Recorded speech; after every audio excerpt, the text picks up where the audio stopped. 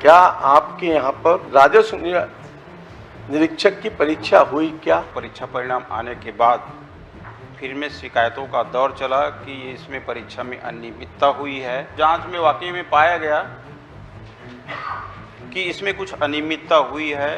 ये पीएससी घोटाला, पटवारी घोटाला, ये सब उसी समय के ये परीक्षा कब हुई? आपकी सरकार के आने के बाद कि पहले? आप सीबीआई की मांग कर रहे हैं, सीबीआई के ऊपर में आपको विश्वास है? नमस्कार, मैं हूं मनीष। बीते दिनों विधानसभा के मानसून सत्र में राजस्व निरीक्षक विभागीय परीक्षा वर्ष 2024 का मुद्दा काफ़ी छाया रहा और चर्चा इसलिए भी रहा क्योंकि एक कमेटी है, नाम है केडी कुंजाम कमेटी। वही केडी कुंजाम जो बीजापुर में कलेक्टर रहते हुए अपने अनूठे फैसलों की वजह से एक बार खूब चर्चा में रहे हैं। दरअसल तब कलेक्टर केडी कुंजाम ने जींस टी शर्ट और भड़कीले कपड़े पहनकर आने वाले सरकारी कर्मचारी और अधिकारियों की कार्यालय में नो एंट्री कर दी थी, इसलिए वे तब चर्चा में थे। अब वे सचिव हैं और फिर चर्चा में हैं। इसलिए चर्चा में हैं क्योंकि कुछ पटवारी जिन्होंने राजस्व निरीक्षक बनने परीक्षा दी थी, उनकी एक शिकायत को लेकर कुंजाम साहब जांच किए हैं और जांच ऐसा किए हैं कि सबको उलझाकर रख दिए हैं। राजस्व निरीक्षक परीक्षा के मुद्दे को लेकर विधानसभा में सरकार के जो मंत्री हैं टंकराम वर्मा को स्वयं के पार्टी सदस्यों के द्वारा घिरते देखा गया। हालांकि पूर्व मुख्यमंत्री भूपेश बघेल ने भी नहले पे दहला मार दिया था, पर एक बात जो बहुत महत्वपूर्ण लगा कि सवाल करने वाला और जवाब देने वाला दोनों सत्ता पक्ष के हों तो कभी कभी लगता है कि ये विधानसभा की कार्यवाही भी सिर्फ टाइम पास है। आम आदमी का इससे कुछ भला तो होना नहीं है। और विशेष तौर पर यहाँ पर इस मौके पर राजेश मूढ़त के सवाल पर राजस्व मंत्री टंकराम वर्मा का जवाब बेचारे राजनीति के शिकार हुए राजस्व निरीक्षक लोगों के काम का भी नहीं है। सवाल क्या है, जवाब क्या दिया जा रहा है, ये सब देखकर लगता है कि जनता के पैसे का सिर्फ फिजूल ही खर्च किया जा रहा है। राजस्व निरीक्षक विभागीय परीक्षा वर्ष 2024 जो दिनांक 7 जनवरी 2024 को रायपुर के 6 परीक्षा केंद्रों में नियमानुसार एवं पारदर्शिता के साथ संपन्न हुई थी। आज तक राजनीति, प्रपंच और अनावश्यक जांच के मकड़जाल में फंसी हुई है। परीक्षा का मॉडल उत्तर 16 जनवरी 2024 को जारी किया गया, जबकि 29 जनवरी को राजस्व पटवारी संघ द्वारा परीक्षा प्रक्रिया पर आपत्ति जताते हुए पारिवारिक रिश्तेदारी के आधार पर परीक्षा को बदनाम करने का प्रयास किया गया। अब आप सोचिएगा कि हम इतने भरोसे से क्यों कह पा रहे हैं कि परीक्षा को बदनाम करने का प्रयास हुआ, तो जवाब भी समझिए।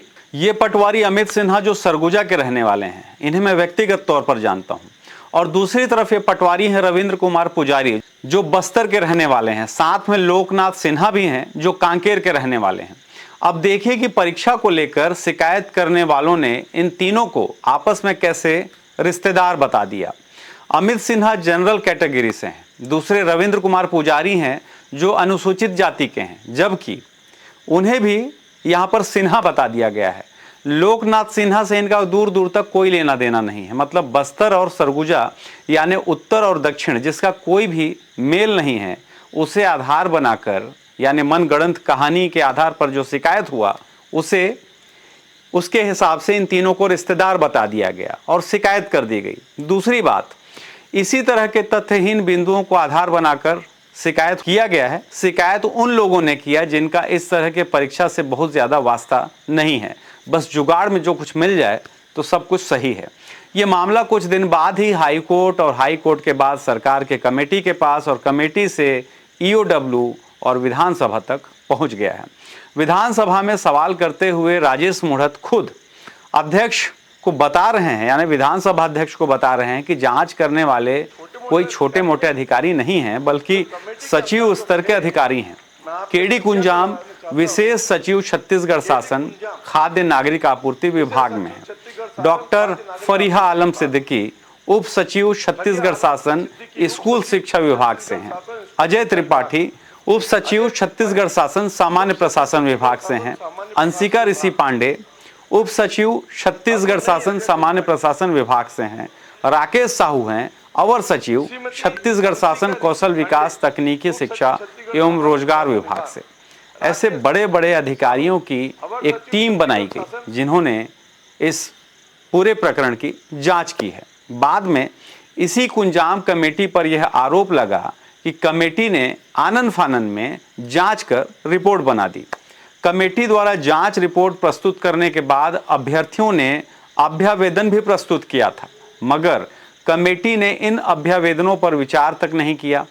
इधर अब हम आपको जो प्रमाण दे रहे हैं उसे देखिए, तब आपको ये साफ साफ समझ में आएगा कि यदि सचिव स्तर के भी अधिकारी हैं तो उनका स्तर देखिए कि फिजूल की शिकायत की जांच करने में भी इतनी घोर लापरवाही कर दी कि 2 या 3 अनजान अभ्यर्थियों को भी एक दूसरे का रिश्तेदार बताया जा रहा है और कमेटी मान भी रही है। हद है। दरअसल अधिकारियों का पद बड़ा हो जाने से वो बड़े नहीं हो जाते। ऐसे मामले में उनका बौद्धिक और मानसिक स्तर भी मायने रखता है और उससे कहीं ज़्यादा उनका लाभ और हानि भी मायने रखता है, जो ये राजनीति करने वालों की बदौलत उन्हें मिलती है। मतलब कि यहाँ पर कुछ भी निष्पक्ष नहीं है।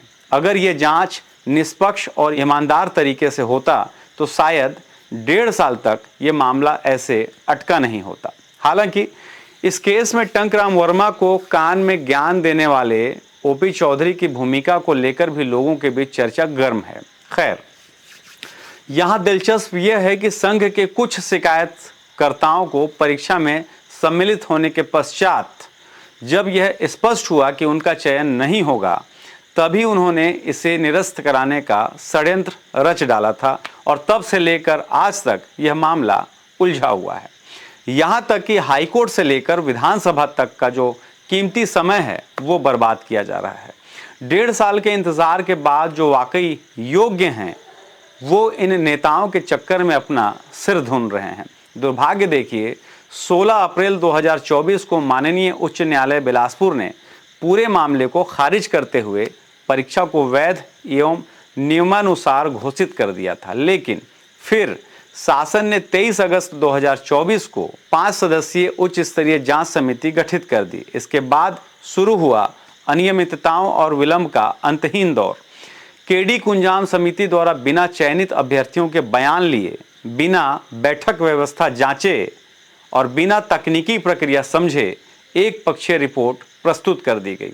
रिपोर्ट में 22 अभ्यर्थियों को पारिवारिक रिश्तेदार और आसपास बैठकर परीक्षा में चयन होना बताकर बदनाम किया गया, जबकि पड़ताल करने पर पता चलता है कि इनमें केवल 10 लोग ही आपसी संबंध रखते हैं जो परीक्षा में बहुत दूर दूर बैठे हैं और मात्र एक ही जोड़ा परीक्षा में आगे पीछे बैठा था।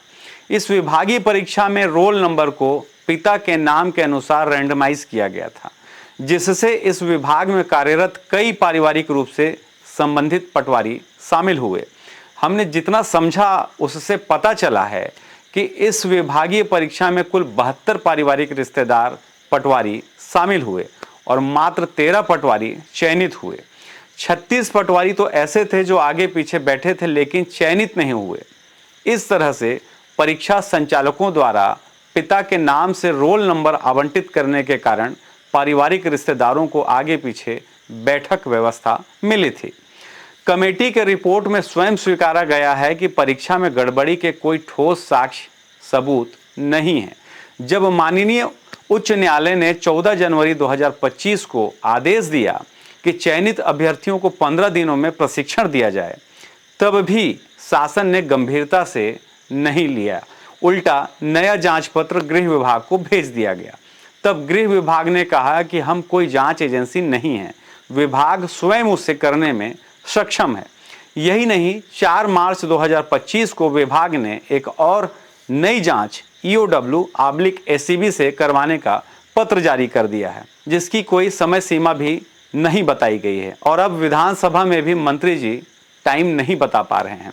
इस प्रकार यदि देखा जाए तो विभाग जानबूझकर चयनित अभ्यर्थियों के प्रशिक्षण और पदोन्नति में अनावश्यक विलंब कर रही है। इसलिए यह तो तय है कि 1.5 साल बाद इतना तमाशा होने के बाद भी फिलहाल नहीं लगता, दूर दूर तक नहीं लगता कि इन अभ्यर्थियों को सरकार से कोई न्याय मिल पाएगा। सिर्फ उम्मीद और इंतजार ही एकमात्र उपाय है और कुछ नहीं। शुक्रिया।